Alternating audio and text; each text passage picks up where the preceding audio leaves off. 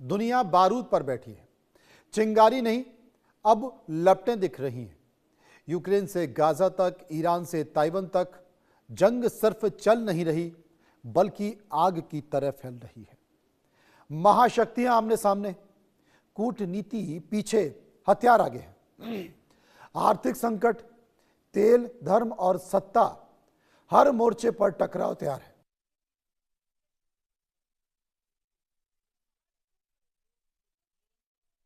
थमे नहीं, नए एपिसेंटर जन्म ले रहे हैं।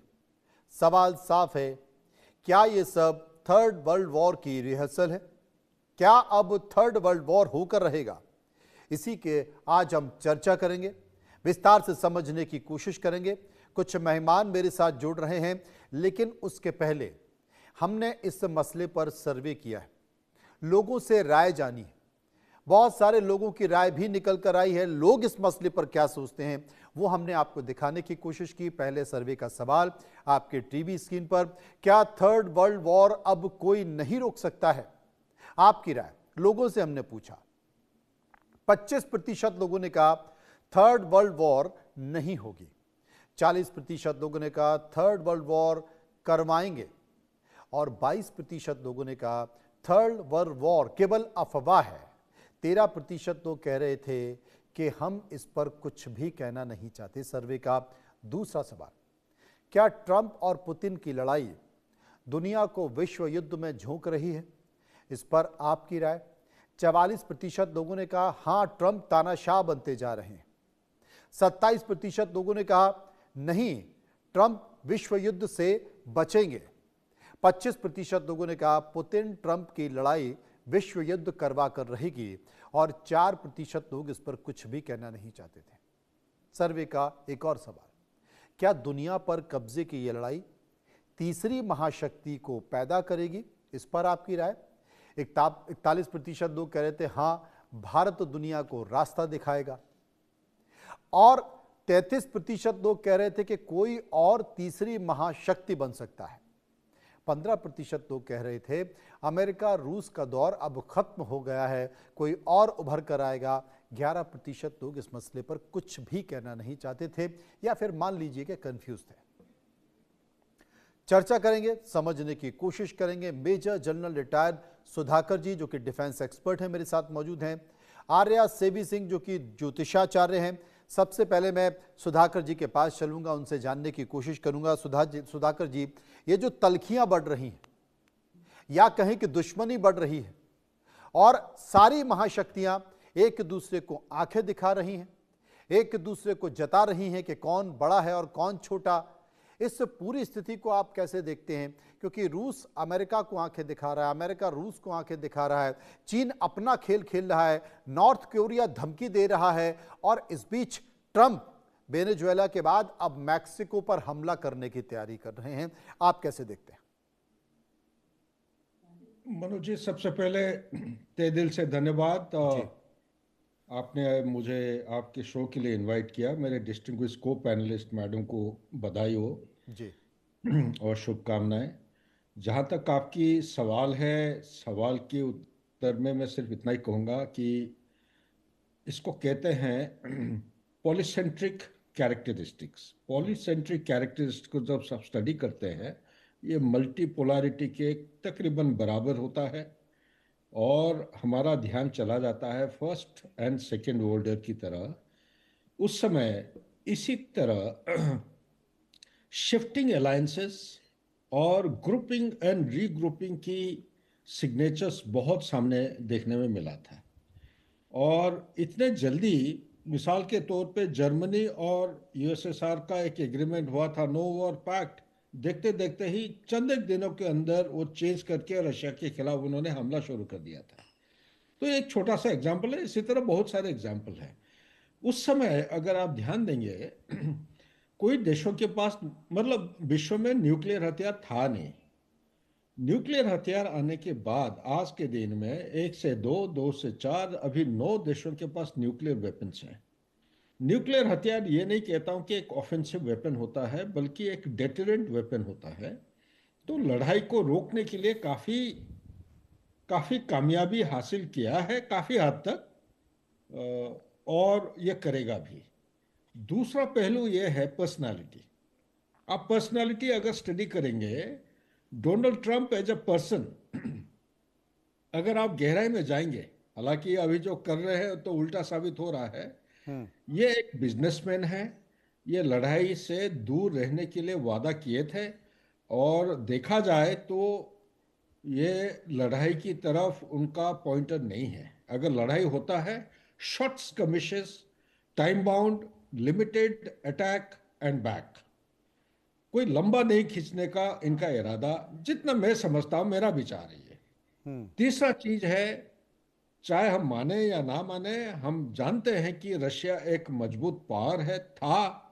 हिस्टोरिकल लेगेसी उनके तरफ आ चुका है। सोवियत यूनियन का जो कैपेबिलिटी था उसके बराबर ना होने के बावजूद भी कोई कमजोरी, हम कमजोर एक पार्टी हम नहीं मान सकते। एक आप इसको पोल या एक केंद्र बिंदु, जो कि विश्व में अलग अलग जगह लड़ाई की तजुर्बा, उनके ऑफिसर्स जेसीओज और जो भी हैं फौजी हैं, इनका तजुर्बा बहुत है। चाहे वो अग्नुर ग्रुप की बात बताइए या उनके खुद के जो कन्वेंशनल फोर्सेस हैं उनकी तजुर्बा की बात करिए, हम्म। सीरिया की बात करिए, आप वागनार का एक्सपीरियंस सेंट्रल अफ्रीका की तरफ बात करिए, अभी वेनेजुएला में जो कुछ हुआ है उसका कारण और कुछ है। और वहाँ का फुटप्रिंट, लैटिन अमेरिका में फुटप्रिंट, और सबसे इम्पोर्टेंट चॉइस है चाइना। एक इमर्जिंग पावर नहीं है, एक ग्लोबल पावर बन चुका है। हालांकि वो टाइम टू टाइम कहते हैं कि 2049 तक ये अपना मिडिल किंगडम कॉन्सेप्ट को रिजुविनेट करेंगे, और एक ग्लोबल पावर के तहत ये अमेरिका को चुनौती देंगे। चुनौती देना उन्होंने शुरू कर दिया है। 9 अप्रैल 2025 को पीट हेग्सेथ का अगर स्टेटमेंट सुनेंगे, वो भी काफ़ी सारे हमारे दर्शकों को भयभीत नहीं बल्कि सटली उसको आश्चर्य कर देगा। उन्होंने ये कहा था कि विश्व में एक ही देश है जिसके पास आज के दिन में काबिलियत है 20 मिनट के अंदर अमेरिका का जो 11 एयरक्राफ्ट कैरियर्स हैं, चाहे कितने रिमोट या अंदरूनी जगह में छुपा हुआ हो या डिप्लॉयड हो रहा हो, तो उसको 20 मिनट के अंदर नाकारा या उसको डिस्ट्रॉय करने का काबिलियत है, वो है चाइना। और उसी के साथ उन्होंने ये भी कहा था कि अमेरिका का जो सिमुलेटेड वॉर गेम हो रहे हैं, पिछले कोई सालों से होते आ रहा है, सिमुलेटेड वॉर गेम्स में ये दिखा गया है कि टाइम टू टाइम ये चाइना अमेरिका को हराते जा रहा है। और अगर स्पेसिफिक बुनियादी चीज़ों को आप पकड़ते हैं, चाहे टेक्नोलॉजी की बात करिए, क्रिटिकल मिनरल्स की बात करिए, 2003-7 के बीच में 64 एलिमेंट्स में से 61 में अमेरिका लीड किया करता था। 2025 में ये पूरा उल्टा पुल्टा हो गया है। चाइना 57 मिनरल्स में लीड कर रहा है और 7 प्रोडक्ट में या मिनरल को लीड कर रहा है अमेरिका। यानी कि चाइना अमेरिका को पीछे छोड़ दिया है। रोबोटिक्स, आर्टिफिशियल इंटेलिजेंस, आपका 5G, 6G की प्रोग्रेस, स्पेस, हर एक चीज, या मिलिट्री माइट, हर एक चीज में चाइना आगे बढ़ती जा रही है। और उसका बुनियादी एक डॉक्ट्रिन है, अनस्टेटेड डॉक्ट्रिन। वो क्या कह रहा है कि win the war without fighting one. तो आप लड़ाई बिना लड़के कैसे आप जीतेंगे? मैं उसका 3 वॉरफेयर स्ट्रेटेजी नहीं कह रहा हूं, मैं सबका ध्यान लाना चाहता हूं। उनका एक केंद्र बिंदु है जियो इकोनॉमिक्स। उनका जी। कहना है कि कोल्ड वॉर 1.0 के दौरान ये बाय जियो पॉलिटिक्स और चाइना का मदद लेते हुए सोवियत यूनियन की डिसइंटीग्रेट किया गया था। और कोल्ड वॉर 2.0 में वो जियो इकोनॉमिक्स का माध्यम या उसका मदद लेते हुए पूरा विश्व को वो जीतना चाहते हैं। जी। तो इसके तहत मैं यहीं पे खत्म करूंगा एक लाइन और बोल के। जी। अगर आप 1970s को देखते हैं, उस समय वेस्टर्न यूरोप और अमेरिका एंड कनाडा मिलके 70% से ज्यादा इकोनॉमिक डोमिनेंस क्या करते थे। आज के दिन में वो डोमिनेंस बिल्कुल कम हो गया है, और चाइना जो है 120 से ज्यादा देशों में के साथ ट्रेड कर रहा है, और 120 में से करीब करीब 109 से 111 देशों के साथ उसका ट्रेड सरप्लस चल रहा है।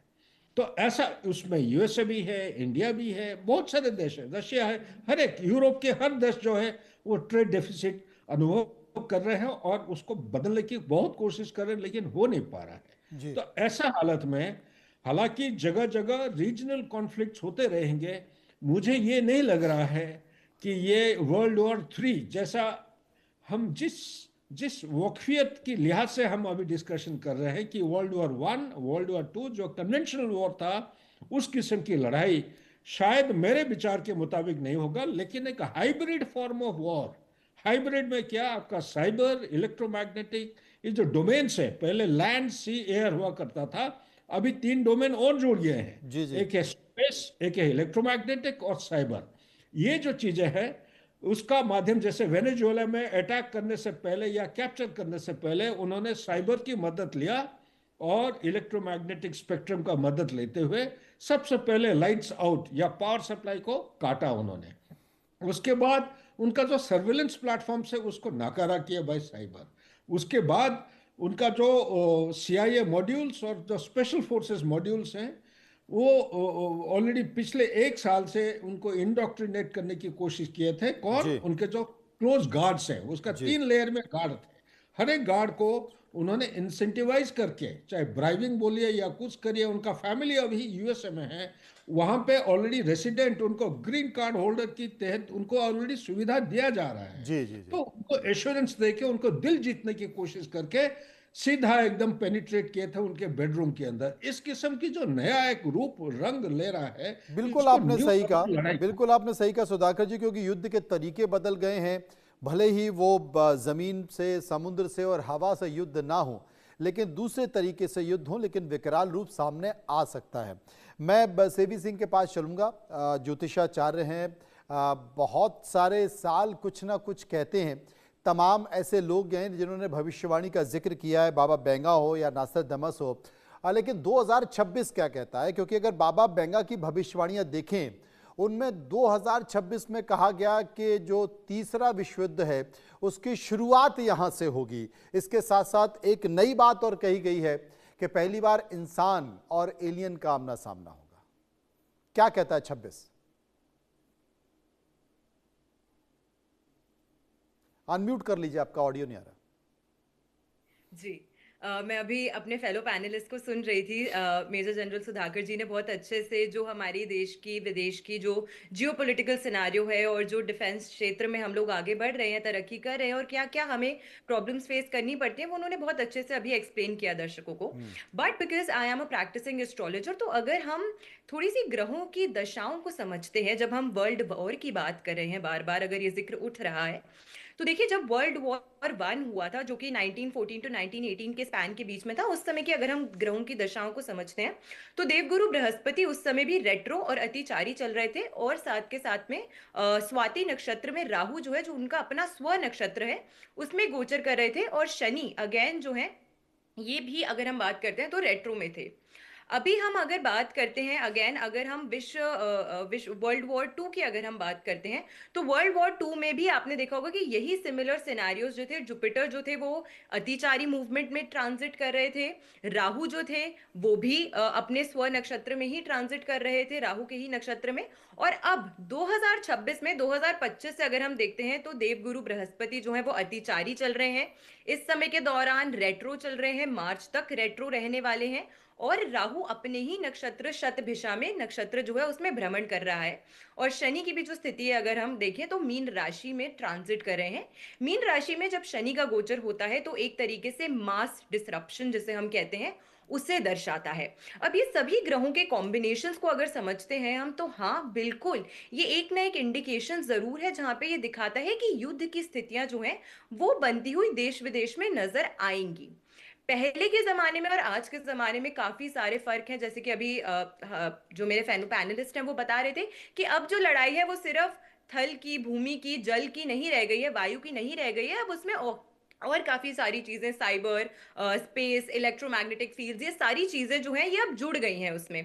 तो वर्ल्ड वॉर की स्थिति तक कोई चीज़ एस्केलेट हो जाए, उसमें मैं ज़रूर मानती हूँ कि हाँ इतना एस्केलेशन नहीं होगा, बट जगह जगह पे आपको युद्ध जो है वो देखने को मिलेंगे। उसमें कहीं ना कहीं आपको, देखिए, युद्ध कहीं पर भी हो, आज के समय पे इतनी स्ट्रॉन्ग कनेक्टिविटी है कि हर चीज का जो इम्पैक्ट होता है वो जन विशेष पे, मानव पे पड़ता ही है। लेकिन मैं ये जरूर देख सकती हूँ और मैं ये जरूर कह सकती हूँ एज पर माई एस्ट्रोलॉजी कैलकुलेशंस कि आने वाला जो समय है, भारत के लिहाज से हम विश्व पावर में, एक विश्व पटल पर एक बहुत स्ट्रॉन्ग वर्चस्व में हमें लगता है कि हम उभरते हुए नजर आने वाले हैं। नहीं, लेकिन कौन सा देश ग्रह है? विदेश की, लेकिन उसमें बहुत सारी बाधाएं भी हैं। कौन सा ग्रह है जो भारत को विश्व पटल पर उभरते हुए नहीं देखना चाहता? मुझे लगता है कि जो ग्रह है वो ग्रह ट्रंप की कुंडली में बड़े स्ट्रॉन्ग तरीके से मैं देखा जा ट्रंप रहा की कुंडली की भी अगर बात करती हूँ, आपने बहुत अच्छा जिक्र किया, क्योंकि अभी हमारे लिए सबसे ज्यादा प्रॉब्लम जो है वो यही हमें शो हो रही है कि जो टैरिफ्स वो इम्प्लीमेंट करते जा रहे हैं। देखिए, हाँ। अगर हम अमेरिका की कुंडली की बात करते हैं तो वो बुध में राहु की दशा से प्रभावित हो रहे हैं, जो उनके अष्टम भाव की दशा है, और ये दोनों ही ग्रह उनकी कुंडली में, अमेरिका की कुंडली में रेट्रो यानी कि वक्रीय चाल में है। बुध आपकी बुद्धि, इंटेलेक्ट के कारक, आपकी वाणी के कारक है। आप देखेंगे वो जो बात करते हैं बहुत जल्दी उससे मुकर जाते हैं, पलट जाते हैं, अपनी किसी भी चीज पे वो स्टिक नहीं रहते हैं। तो इसी कारण से आप देखने वाले हैं कि जब तक उनके लिए, क्योंकि इस साल के अंतर्गत उनकी ऐसी ही दशाएं चलने वाली हैं, बहुत सारे लोग उनके अंदर की टीम से, उनके अंदर के सेनेट से जरूर ये प्रयास करेंगे कि वो ट्रंप को समझाएं, और प्रयास करेंगे कि कहीं ना कहीं भारत के साथ वो अपने रिश्ते बेहतर करने का प्रयास करें। लेकिन ट्रंप जो है वो अभी सुनते हुए नहीं नजर आने वाले हैं किसी भी एक, हम अभी नहीं देख सकते कि बहुत जल्दी भारत और अमेरिका के जो रिश्ते हैं स्पेशली टैरिफ के टर्म्स पे सुधरते हुए नजर आएंगे। दूसरी चीज, इस समय के दौरान आप ये देखेंगे कि अमेरिकन डॉलर के कंपैरिजन में रुपए की वैल्यू बेटर होती हुई नजर आएगी। ब्रिक्स पर अभी वो काफी सारे इंप्लीमेंटेशन और इस तरीके के जो बिल्स हैं वो पास करवाने का प्रयास कर ही रहे हैं अपने पार्लियामेंट में। और साथ के साथ रशिया यूक्रेन का जो युद्ध है वो भी मुझे इस साल के अंतर्गत, इनफैक्ट 2027 से जी। पहले रुका हुआ नहीं नजर आता है। जी। तो कहीं ना कहीं आप देखेंगे कि अभी इंडिया भी हो सकता है, एक जो ऑपरेशन सिंदूर हमने किया था और उस पे जो हमने पॉज लगा दिया था वो बस एक टेम्पररी पॉज रहने वाला है। इनफैक्ट 2027 तक मैं बोलूंगी पीओके का जो हिस्सा है, जो हमेशा चर्चा में रहता है, वो भी भारत में शामिल होता हुआ आपको नजर आएगा। तो वी विल बी नहीं नहीं, रिटेलिएटिंग। ये मुझे लगता है मैं इससे बिल्कुल सहमत नहीं हूं, क्योंकि बहुत मुश्किल है, अंतर्राष्ट्रीय कारण है। मुश्किल है बट असंभव नहीं है, सुधाकर मैं जी कहूँ। बहुत मुझे लगता है संभव भी है। सुधाकर जी बहुत विस्तार से बता पाएंगे। सुधाकर जी, तमाम सारी चीज़ों को देखते हुए, क्योंकि भावनाएं कुछ और कहती हैं लेकिन हकीकत कुछ और होती हैं।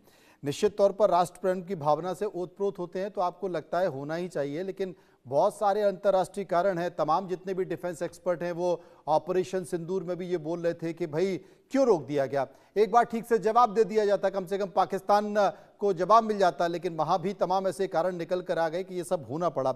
मैं एक बात पूछना चाहता हूं आपसे कि ऐसा पहली बार नहीं है कि अमेरिका ये करता रहा है।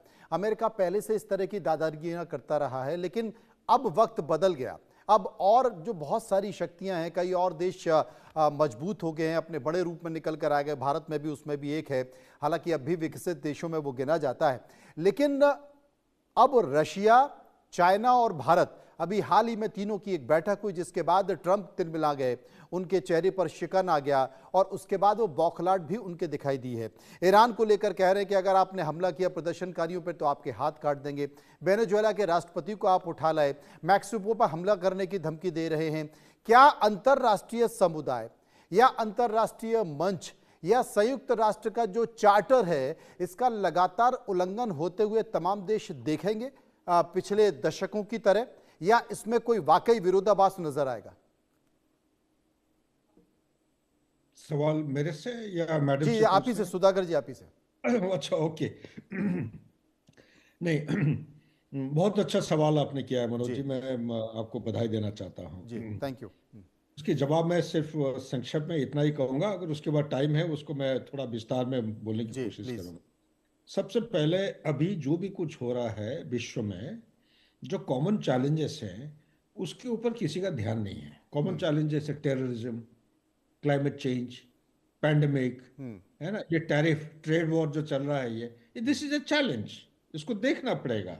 और इसीलिए यूएस का कॉन्स्टिट्यूशन में सीमित किया गया है कि प्रेसिडेंट सिर्फ 3% का टैरिफ लगा सकता है। उससे ज्यादा अगर करना है तो कांग्रेस का उसका अप्रूवल लेना सपोर्ट चाहिए। निहाती। तो इसी तरह मैं ये कहना चाहता हूं, विरोध जो है अपना देश नेशनल इंटरेस्ट ड्रिवन होगा। भारत की मिसाल के तौर पे आपका भारत के इंटरेस्ट की जो बरखिलाफ कोई चीज अगर हो रहा है तो हम जो है साम दाम दंड भेद करके अपना इंटरेस्ट को प्रोटेक्ट करने की कोशिश करें, जो अभी हो रहा है। ये एक किस्म की लड़ाई है। डोनाल्ड ट्रंप कोशिश दे धमाके जो लगा रहा है एग्रीकल्चर सेक्टर में घुसपैठ करने के लिए, जी और हमारा जो सरकार है Narendra Modi led by honourable prime minister, वो बार बार कहते जा रहे हैं एग्रीकल्चर सेक्टर जो है चाहे कुछ पे उनका सर भी काटना पड़े फिर भी उसको कॉम्प्रोमाइज नहीं करेंगे, हमारा फार्मर्स को प्रोटेक्ट करेंगे। ये पहला आंसर है। दूसरी आंसर जो है रोकथाम और यूनाइटेड नेशन की आपने पॉइंट उठाया। अभी बताइए, जब से यूनाइटेड नेशन एग्जिस्टेंस में आया 1945 से लेके अभी तक, क्या कोई लड़ाई को उन्होंने रोका है? कोरियन लड़ाई एक नहीं छोटा रोका। सा साल हाँ, है। नहीं रोका, नहीं रोका, बिल्कुल जनरल नहीं। माकार्थर थोड़ा बहुत उनका लिमिटेड काफी ये था, वो प्रभाव था। इसके अलावा मुझे नहीं देख रहा हाथी है के कि, दांत हैं वो। ठीक है, हाँ बस बिल्कुल बिल्कुल, यू सेड इट राइटली। तो इसीलिए मैं कहता हूं ये ना कि बराबर एक संस्था है और कभी इफेक्टिव नहीं बन पाएगा जब तक उसका हम स्ट्रक्चर मोडस ऑपरेंडाई चेंज नहीं करेंगे। ये वेटो वेटो का मीनिंग क्या है? आप वेटो की जगह अप्रूवल क्यों नहीं लाते हैं? अप्रूविंग कमिटी मेरा सोच विचार है, या इस किस्म के नया नोमेनक्लेचर का कोई मीनिंग, लेकिन उसका जो गहराई जो प्रभाव पड़ेगा एक आम साधारण व्यक्ति के ऊपर, उसके ऊपर ध्यान देना चाहिए। तीसरा चीज यहीं पे, जो पहला हिस्सा है आपका सवाल, उसके बाद में कुछ कहना चाहता हूं अगर आप परमिट करेंगे। हम तीसरा हिस्सा थोड़ा है, समय का अभाव जी, प्लीज जल्दी। हाँ हाँ बस बस, जो ग्लोबलाइजेशन ग्लोबलाइजेशन कह रहे थे ना कि पूरा विश्व एक ग्लोबल विलेज बन गया है, वो था 90s में, वो था अर्ली 2000 में। अभी वो ग्लोबलाइजेशन का impact has been overtaken by technology. Technology की प्रभाव ऐसा हो गया है, जो हम ग्लोबल विलेज बोलते थे अभी विलेज नहीं, अभी परिवार जो है जुड़ गया पूरा टेक्नोलॉजी की वजह से। वो घर के अंदर बस गया। राइसिन जैसा आपका जी एक पॉइजन है, साइनाइड से ज्यादा खतरनाक है, ये घर घर के किचन के अंदर जाने का खतरा बढ़ती जा रही है। तो इसका निचोड़ यही पे कहना चाहता हूं, इसका ऑपोजिशन करने वाला ऐसा कोई संस्था नहीं है। कोई देश अगर करेगा उसको सुनाई नहीं करेंगे। अपना देश की इंटरेस्ट को मद्देनजर रखते हुए हर देश इस रास्ते में चलने वाले हैं। जी, बहुत अभी बहुत अगर शुक्रिया टाइम करेंगे है, जी, बहुत बहुत शुक्रिया करेंगे सुधाकर जी का, जो विस्तार से हमारे साथ जानकारी देते हैं। शुक्रिया हम करेंगे हमारे साथ जुड़ी हुई थी सेवी सिंह जी का भी,